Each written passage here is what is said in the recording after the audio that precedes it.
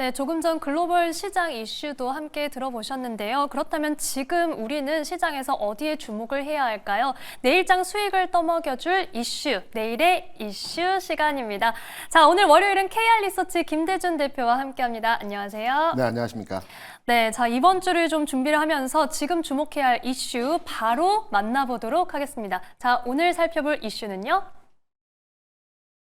네, 한미일 성장주 순환매 상승 진행 중이라고 꼽아주셨어요. 네네. 아무래도 뭐 사실 우리 시장은 오늘 반도체주가 크게 좀 타격을 입으면서 지수 많이 밀렸는데 그래도 좀 시장의 주도주가 바뀌고 있나 하는 흐름은 요즘 좀 감지되는 것 같거든요. 좀 주도주를 찾기 어렵다는 생각이 한편으로 들기도 한데 대표님은 지금 시장 어떻게 보고 계신가요? 제가 오늘 시간에도 네. 전체 시장의 흐름을 한번 잡아 드려보려고 합니다. 네. 그 전에 방금 전에 유사남 시황에서도 말씀을 해주셨는데 중국이 부동산 부양을 위해서 대출금리 인하하고 영래포를 인하했다.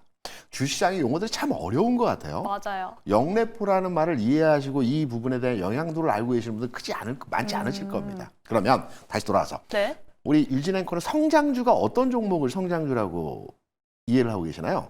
어떤 게 성장주냐고요? 네네. 기대감이 더 지금 실적보다 앞으로의 기대감이 더 큰. 상당히 근접치에 다가왔다라고 생각을 합니다. 네. 제가 과거에 강의를 하면서 네. 양봉이 어떻고 음봉이 어떻고 이런 기술적 분석을 말씀을 드렸는데 나올 때 한 분이 대표님 양봉이 봉이 2개 있는 것이 양봉이라고 하나요? 이렇게 물어보시더라고요. 네. 그만큼 시장에서 주식을 투자하시는 분들이 우리의 눈높이로 말씀드리기보다는 약간 그분들이 애청자, 시청자분들이 이해할 수준에서의 상황을 말씀드리기 위해서 오늘은 제가 성장주를 짧게 말씀드리고 네. 시장의 전체 흐름을 한번 설명드려보도록 하겠습니다. 좋습니다. 상당 부분 맞는 얘기고요. 우리가 성장주라고 하면 기업이 계속해서 성장하는 기업을 성장주라고 이해를 하고 계십니다. 엔비디아는 성장주가 아닙니다.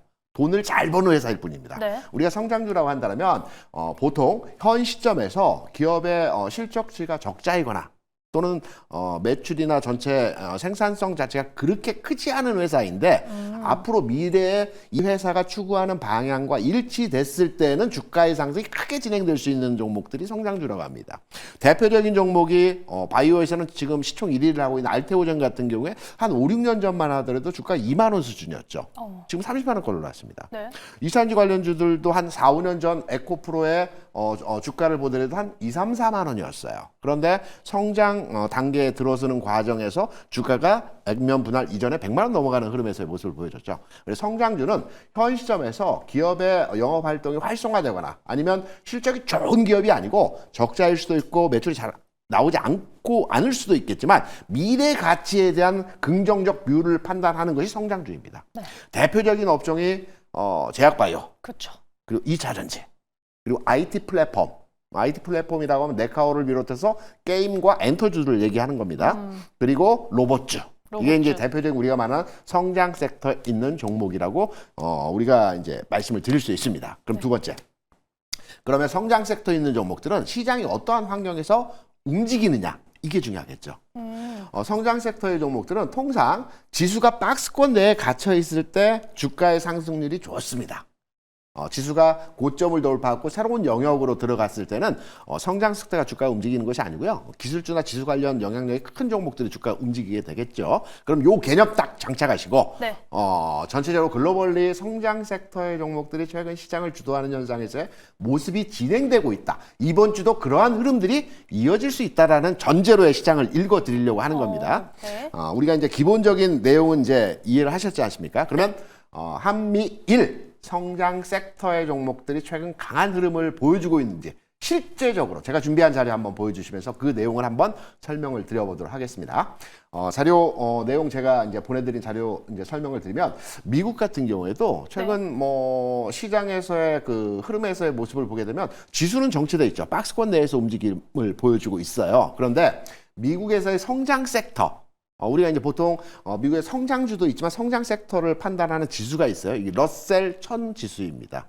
러셀 1000 지수 같은 경우는 지금 현재 신고가 영역을 돌파하는 과정에서의 주가 상황이 진행이 되고 있거든요. 일본 같은 경우도 마찬가지입니다. 성장 섹터가 모여 있는 지수는 지금 신고가 영역을 돌파하고 있어요. 전체 일반 시장에서의 흐름들은 아직까지 박스권 내에서 움직이고 있지만 미국이나 일본이나 한국 같은 경우에 또 성장 섹터의 시장에서의 움직임이 좀 더 주목되는 부분에서의 흐름들이 나타나고 있다라는 점이 한미일 공통적인 글로벌리 시장에서 현재 보여주고 있는 상황에서의 모습들이다. 이렇게 판단되고 있고요. 네. 이 부분들은 좀 더 진행되는 과정에서 흐름들이 나타나겠죠. 제가 지난 시간에 시장의 전체 판을 읽어드리는 내용에서 세 가지 부분을 말씀드렸죠.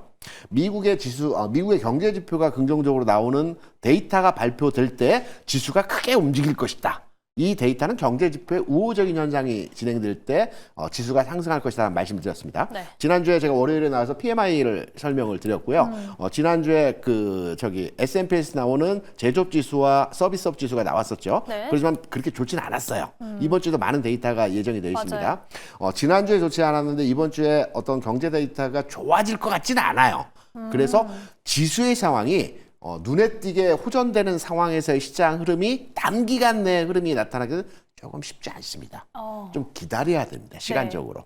그래서 지수의 폭발적인 상승 흐름은 좀 더 기다려야 된다는 첫 번째 흐름을 말씀드렸고요. 네. 두 번째, 외국인이 돌아오는 시점은 언제 있냐는 제 엔화에 대해서 말씀을 드렸죠. 엔화에 대해서 145엔에 안착하고 상방으로 진행될 때 외국인은 매도에서 관망 내지는 매수로 변화한다는 흐름에서의 설명을 드렸습니다. 지난주 같은 경우도 외국인 투자자들이 매수를 진행했던 시점은 엔화가 145엔을 근접했거나 돌파했을 때였죠.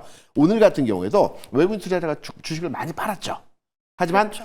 크게 우려할 필요 없는 내용에서 흐름이 뭐냐면 장중에 엔화가 141엔 초반까지 반락했다가 반등을 줬어요. 우리 장 마감 이후에 반등을 줘서 네. 143엔까지 다시 올라왔습니다. 근처까지. 그래서 휴일을 지나고 그 다음 날에는 우리 시장이 오늘 과대하게 빠진 부분에서 일부 상쇄하는 흐름에서 모습이 진행될 것 같습니다. 두 번째 외국인 매도에 대해서 말씀드렸고 세 번째는 제가 말씀드린 게 무엇입니까? 중국 위안화를 말씀드렸죠. 그렇죠. 중국 경기 부양과 우리가 등치시켜서 해석하는 부분에서의 내용이 중국의 경기 부양은 이번 위안화의 하락과 연결지어서 판단할 때 이번만큼은 영향력이 있는 흐름에서의 내용이 진행이 될 가능성이 높다. 그래서 중국과 관련된 종목들의 앞으로의 투자 시점 포착이 중요하다라는 어떤 전체적인 세 가지 측면에서 말씀을 드렸는데요. 그 내용이 여전히 유효하고요. 그리고 이번 주 흐름에서는 성장 섹터에 대해서 우리가 관심을 갖고 판단해야 되는 시점이다. 앞서 말씀드린 지수가 박스권 내에서 움직이고요. 네. 한미일 공이 글로벌리 시장에서의 성장 섹터의 시장 움직임이 부각이 되고 있기 때문에 이번 주는 성장 섹터에 대한 관심을 가져야 된다. 이렇게 판단을 하고 있습니다. 네, 이번 주는 성장 섹터에 대해서 관심을 가져야 한다. 우선 이렇게 좀 얘기를 해주셨습니다. 아무래도 지난주 내용과 역시나 또 연결이 되고 있습니다. 그렇죠. 지난주에 이 시장의 관전 포인트로 세 가지를 말씀을 해주셨는데 먼저 이 미국에서 나오는 경제 지표들 확실히 좀 개선세를 보이기에는 조금은 시간이 필요하다. 네. 아직은 조금은 기다려야 한다라고 말씀을 해주셨고요. 그리고 저희가 엔달러 환율에 대한 이 관심도 계속해서 지켜봐야 하고 더불어서 중국 위안화에 대한 내용도 저희가 체크를 해야겠습니다. 또 우리 시장에서는 이제 말씀해주신 그 성장 섹터, 네. 성장주가 뭔지도 정의를 다시 잡아주셨고 바이오, 2차 전지, IT 플랫폼, BBIG라고 부르던 섹터들이죠. 그렇습니다. 여기에 로봇까지도 이 성장 섹터의 순환매에 대해서 언급을 해주셨는데요. 자, 여기에 지금 우리 시장뿐만이 아니라 결국은 미국과 일본에서도 해당 섹터들이 움직이는지 봐야 한다라고 말씀을 해주신 거잖아요. 네, 현재 미국과 일본 시장에서의 시장을 네. 성장 섹터가 시장을 주도한다라고 판단하기 어렵겠지만 거기까지는 아니지만 주도한다라는 것은 지수를 끌고 움직여야 되는 상황에서 흐름이 그렇죠. 나타나야 되는데 네. 지수를 끌고 올라가지는 못하지만 시장 내에서 괄목할 만한 움직임을 보여주면서 수익률 측면에서의 게임이 가능한 전체 시장에서의 흐름들을 보여주기 때문에 한미일 공이 성장 섹터의 흐름들이 진행이 된다고 판단이 되고 있고요. 우리 장 회장님 최근까지 우리가 이제 성장주에 대한 흐름들을 많이 얘기하면서 많이 움직였던 섹터 업종이 어떤 업종이 최근까지 많이 움직였나요? 최근에 방송에서 많이 거론된 업종이 있었지 않습니까? 9월에는 바이오주가 좀 많이 움직였죠. 그렇죠. 네. 그리고 2차 전지 전고체 배터리 관련주도 좀 움직였고. 맞습니다. 네. 최근까지의 시장에서 흐름은 2차 전지와 바이오가 핑퐁 하면서 계속 왔다 갔다 맞아요. 하면서의 흐름들이 진행이 됐죠. 그런데 지난주 금요일 또 오늘 장에서 흐름이 약간 변화하는 듯한 흐름에서의 모습을 느끼지 못하셨나요? 요즘에는 조금 조선주나 네. 이런 다른 업종들이 좀 움직이더라고요. 조선주는 생산 섹터가 아니고 네. 가치 섹터이고요. 네. 오늘 성장 안에서 네네 잠시만요. 네이버 네. 흐름 나쁘지 않지 않습니까? 오. 제가 IT 플랫폼, 그러니까 성장 섹터가 총 4구분으로 지어서 판단하게 이 되면 안에서 네. 2차 전지와 바이오가 핑퐁 게임으로서 시세권 주도를 왔다 갔다 하는 과정에서 네. 이제 IT 플랫폼으로 살짝 넘어가는 흐름에서의 모습을 보여주고 있죠. 여기에 지난주 메타버스 관련주들이 굉장히 그랬죠. 강했어요. 네. 오늘도 일부 상승해서 흐름이 나타났어요. 제가 게임주 내에 메타버스가 하나의 이슈로의 그 IT 플랫폼 내에서의 흐름이 진행된다는 세부 말씀드렸죠. 섹터로서, 네. 거기 엔터까지. 그러니까 IT 플랫폼 내에는 네카오뿐만 아니고요. 게임주가 포함되고요. 네. 그리고 엔터주도 포함됩니다. 요 그룹이 그 성장 섹터의 IT 플랫폼입니다. 그래서 성장 섹터 IT 플랫폼 내에서의 대표주라고 할 수 있는 네이버의 주가 움직임 자체가 물론 재료적 가치가 있긴 했습니다. 하지만 이 재료적 가치의 흐름, 그러니까 4천억에 대해서 자사주 소각을 한다는 내용이 있긴 했지만 이 내용적 가치 측면에서의 주가 움직임보다는 성장 섹터 내에서의 순환매가 이루어지는 측면에서 IT 플랫폼에 관심도가 부각되고 있다라는 측면에서의 지난주 금요일 오늘 장 흐름에서 진행이 되었다라고 판단이 된다라는 흐름을 우리가 유추해 볼 수가 있죠. 네. 그러면 우리가 이 방송을 늦은 시간까지 애청해 주시기 때문에 네. 한 발 더 나아가서 그러면 어제 오늘 올랐던 종목보다는 내일 올라갈 수 있는 성장 섹터의 순환매가 어떤 종목일까라는 부분을 우리가 궁금하게 생각해 볼 수 있겠죠. 제일 궁금하죠. 네. 말씀드렸던 성장 섹터의 4그룹 중에서 지금 거론이 안 된 업종이 있지 않습니까? 로봇? 맞습니다. 다음 성장 섹터에서의 흐름에 바톤을 이어받을 수 있는 그 업종은 로봇입니다. 오늘 같은 경우에도 일부 로봇주들이 움직였다가 다소 밀리긴 했어요. 네. 로봇주라고 하는 대표적인 종목이 레인보우 로보틱스와 엔젤 로보틱스 정도, 두산 로보틱스까지 포함되기도 하지만 네. 요 대표성을 가진 종목의 흐름이라고 볼 수가 있는데요. 로봇주가 이제 오늘부터 서서히 조금씩 움직이려고 하는 모습에서의 흐름들이 진행되고 있어요. 그렇다면 내일장 또는 이번 주 후반을 겨냥을 해서 바이오를 살까? 2차 전지 살까? 방송에서 IT 플랫폼 네이버 얘기를 하는데 네이버를 살까 고민하시는 분들 같은 경우는 나는 한 발 앞선 빠른 투자 관점으로서 로봇주 관심 가져보는 것도 긍정적인 측면에서의 시장 대응이 가능할 거라고 저는 개인적으로 생각하고 있습니다. 그래서 이번 주 흐름에서는 성장 섹터를 관심을 가져가시고요. 성장 섹터 내에서도 깊이 있게 들어간다면 로봇주 한번 우리가 들여다보는 측면에서의 시장 흐름을 판단해 보실 필요가 있다라는 말씀을 드립니다.